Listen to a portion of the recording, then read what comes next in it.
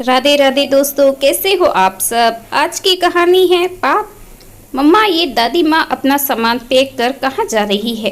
अद्दू ने निशिता से पूछा तो वो चौंक गई। जल्दी से कलची छोड़ सासू माँ के कमरे की ओर भागी। आप बिना बताए कहाँ जा रही हैं माँ? निशिता ने पूछा। बहू, मुझे राशि के पास जाना है, अब से मैं उधर ही रहूंगी। सुमिता जी ने सामान रख अटैची बंद करते हुए कहा। पर अचानक ऐसा क्या हो गया उन्हें जो आपको जाना पड़ा?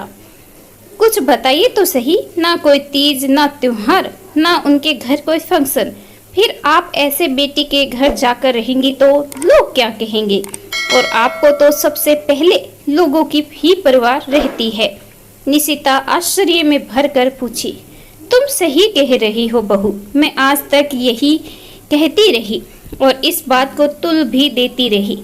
सबके समझाने पर भी मैं अपनी जिद पर अड़ी रही, पर आज ऐसा लगता है मैं कहीं ना कहीं गलत थी। सुन, रितेश को कहा है, वो मेरी टिकट करवा कर ड्राइवर के हाथ भिजवा रहा है। कुछ देर में निकल जाऊंगी। तुम अपने साथ घर का भी ध्यान रखना। 10 साल में ये पहली बार हो रहा था कि मैं अपने घर को छोड़कर कहीं और जा रही हूँ।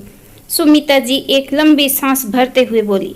पर माँ, बताइए तो सही, राशि दी के घर आप यूं अचानक जाने की क्या जरूरत पड़ी? मुझे तो कुछ समझ ही नहीं आ रहा।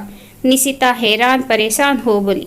बहू, अभी नहीं कह सकती, बस इतना कहूंगी जो मैंने और कहा उसके लिए अपनी सास को माफ करना। सुमिता जी कह ही रही थी कि अद्दू ने आकर बताया ड्राइवर आ गया है, दादी को आने बोल रहा है। सुमिता जी निशिता को आशीर्वाद दे निकल गई। राशि के घर पहुंची तो उसकी हालत देख खुद को कोसने लगी। बेटा, जब तुम्हें पता था तुमसे 2 बच्चे नहीं संभाले जा सकते तो साल भर के भीतर क्या ही जरूरत थी करने जल्दी बच्चे करने की? सुमिता जी जल्दी से 2 माह के दिव्य को गोद में लेते हुए बोली। माँ, सासू माँ ने निकुंज को इतना सिखा पढ़ा दिया कि वो मेरी कोई बात सुनने को तैयार ही नहीं थे। कहने लगे, यार हमें 2 बच्चे करने तो है ही, कर लेते हैं जल्दी। माँ की उम्र हो रही है, वो कहाँ से फिर बाद में हमारी मदद कर पाएगी? और तुम्हारी माँ तो यहाँ आकर रहने से रही, और मैं बहुत दिनों के लिए तुम सबको मायके नहीं भेज सकता, मेरा मन नहीं लगता। पता है मां, निकुंज विदेश जाने की सोच रहे हैं और इसी चक्कर में बच्चे जल्दी कर लिए कि उधर पालन पोषण में झंझट ना हो। चलो ये तो बताओ, तुम कितने दिन रह पाओगी यहाँ? और अभी भी होटल में जाकर ही रहोगी?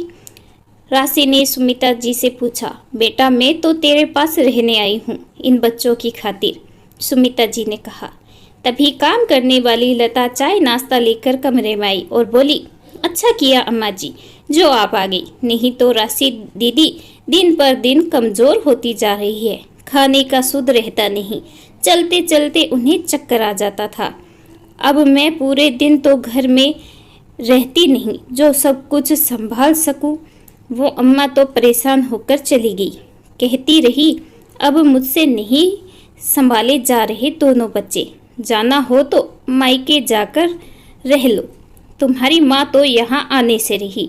काहे अम्मा जी, आपको बिटिया के घर आने में क्या ही दिक्कत? जो बेटी को कष्ट में छोड़ सकती पर आकर तनिक मदद नहीं कर सकती।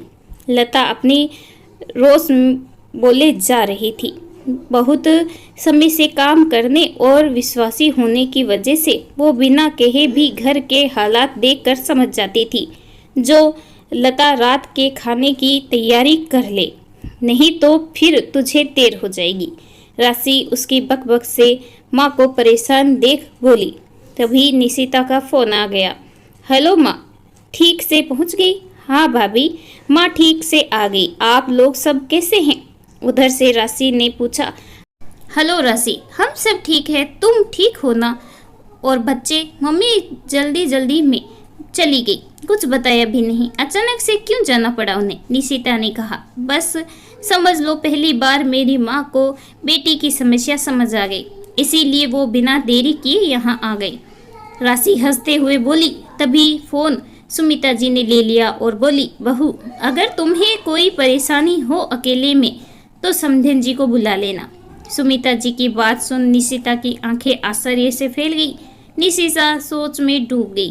कितनी बार ऐसा हुआ था जब मेरा मन करता था माँ को यहाँ बुलाकर कुछ दिन अपने पास रखूं, पर सासू माँ एक सिरे से ख्वारिश करते हुए कहती, बहू तुम्हारी माँ को यहाँ आकर रहेगी तो लोग क्या कहेंगे? अरे बेटी के घर कोई ऐसे ही रहने चलाता है क्या, बिना किसी त्योज त्योहार के?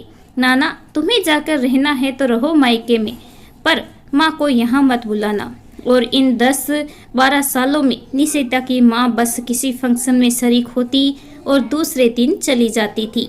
खुद सुमिता जी राशि के घर कभी नहीं रुकती थी, पर आज तक कोई वजह उन्होंने नहीं बताया। आखिर उन्हें बेटी के घर रुकना क्यों नहीं चाहिए? माँ, तुम सच में यहाँ रह पाओगी? मुझे अभी भी विश्वास नहीं हो रहा। आखिर बताओ तो सही, तुम बेटी के घर आने पर इतना क्यों सोचती हो? समय बदल रहा है, लोगों की सोच बदल रही है, पर तुम ना जाने क्यों ना कभी भाभी की माँ को अपने यहाँ आकर रहने दी, ना खुद तुम मेरे पास आकर रहती थी। राशि ने पूछा, बेटा, बहुत समय की बात है जब मेरे बाबूजी चल बसे तो मैं अपनी माँ को साथ ले आई। तू तो जानती है मैं अकेली संतान हूँ, आखिर माँ कहाँ रहती? गांव के घर में सब माँ के रहने से बातें बनाने लगे थे। तेरी दादी भी ताना देने से ना चूकती थी, पर तेरे पापा और मैं माँ को अकेले छोड़ने के पक्ष में कभी नहीं रहे।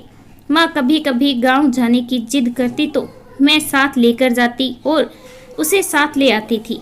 माँ अक्सर कहती, बेटी मुझे अपने घर ही रहने दे। पता है लोग मेरे यहाँ रहने से 100 बातें बनाते हैं, और सही भी तो है।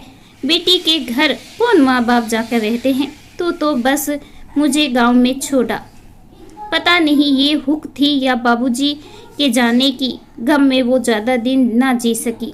उनकी मृत्यु का जिसने भी सुना सब यही कहने लगे, अरे बेटी के घर कोई कितना ही रह सकता है, बेचारी बेटी के यहाँ लाचारी में कितने दिन रहती। यही बात उन्हें खाई जा रही होगी, तभी तो वो चल बसी, नहीं तो अच्छी भली कोई कैसे ही परलोक सिधार सकता है। कहते कहते सुमिता जी की हिचकी बंध गई। राशि माँ के हाथों को पकड़ सांत्वना देते हुए बोली, शायद नानी नाना जी के बिना जिंदगी की कल्पना नहीं कर पा रही हो तो चली गई, पर तुम इस बात पर इतनी कट्टर कैसे हो गई?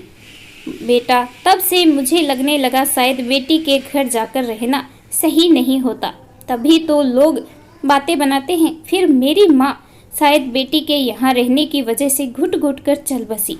बस यही वजह है जो मैं बेटी के घर जाकर रहना पाप समझने लगी थी, सुमिता जी ने कहा। फिर इस बार ये फैसला लेना बहुत कठिन रहा होगा ना तुम्हारे लिए, मेरे पास आकर रहना और तब तक जब तक बच्चे के साथ मैं खुद को संभालने लायक ना हो जाऊं?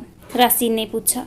बेटा, ये फैसला सच में कठिन था, पर परसों जब समधन जी जाने की बात कर रही थी तो मेरे से बात करते करते फ़ोन काटना भूल गई थी। मुझे याद है समधन जी ने कहा था, बहू पता नहीं तुम्हारी माँ ने कौन सा कसम खा रखा है जो यहाँ आने से बचना चाहती है। अरे 2 बच्चे संभालना कोई आसान बात तो नहीं। दिया को तो मैंने संभाला ही है ना, अब जरा चलने फिरने में लाचार हो रही हूँ, नहीं कर पाती तो क्या चाहती हो, बीमार पड़कर भी करती रहूँ? उधर तुम्हारे ससुर जी की भी तबीयत ठीक नहीं रहती, शहर में आकर उनकी बीमारी और बढ़ जाती है। माना रिश्तेदार है वो देख लेते, पर पति की फिक्र तो रहती ही है ना। कुछ दिन तुम्हारी माँ आ जाती तो मुझे भी तसल्ली रहती। ऊपर से ना तो तुम ठीक से खाती पीती हो, जब देखो सिर घूमता रहता है। अब तुम ही बताओ मैं क्या करूं? तब तुमने कैसे कह दिया, आप आ जाइए मम्मी जी, मैं संभाल लूंगी। अब मम्मी यहाँ नहीं आती तो मैं उन्हें ज़बरदस्ती तो आने से नहीं कह सकती, पता नहीं उनकी क्या मजबूरी रहती है। ये सब सुनकर मेरा सिर घूम गया। बेटा, मेरी बच्ची जिसे मैंने इतने नाजों से पाला पोसा आज वो तकलीफ में है और मैं अपनी घटिया सोच पर अटकी पड़ी हूँ कि लोग क्या कहेंगे। बस तभी फैसला कर लिया, बेटी मेरी है तो उसकी तकलीफ में मैं ही कैसे ना समझूं। तेरी सास के जाने के साथ तेरी परेशानी की कल्पना से ही सिहर उठी। अकेले दोनों बच्चों को संभालना आसान नहीं, वो भी जब 1.5 साल का अंतर हो, कहते हुए सुमिता जी दिव्य को बिस्तर पर सुलाने लगी, जो नानी की गोद में हिलते डुलते सो गया था। माँ, सच कहूँ तुम्हारे आने से ऐसा लग रहा है मैं भी अब चैन से कुछ देर सो पाऊंगी। राशि ने कहा, हाँ मेरी बच्ची, तेरे लिए ही तो अपनी सोच को छोड़कर आई हूँ तेरे पास, कहे सुमिता जी राशि को सीने से लगा ली। दोस्तों, अब तो ये बहुत कम लोग मानते हैं, पर अभी भी कुछ लोग ऐसे हैं जो बेटी के घर जाकर रहने पर संकोच करते हैं। उन्हें खुद अच्छा नहीं लगता, पर ये सोच बदलनी चाहिए। बेटी भी आपकी ही संतान है। जब बेटे के घर रह सकते हैं तो बेटी के घर क्यों नहीं। अगर किसी की एक ही बेटी हो तो क्या माँ बाप जरूरत पड़ने पर बेटी के साथ नहीं दे सकते। सोच बदलनी होगी अपने बच्चों की खातिर। इस कहानी के बारे में आपकी क्या राय है, कमेंट करके जरूर बताइएगा। कहानी अच्छी लगे please like share and subscribe. धन्यवाद।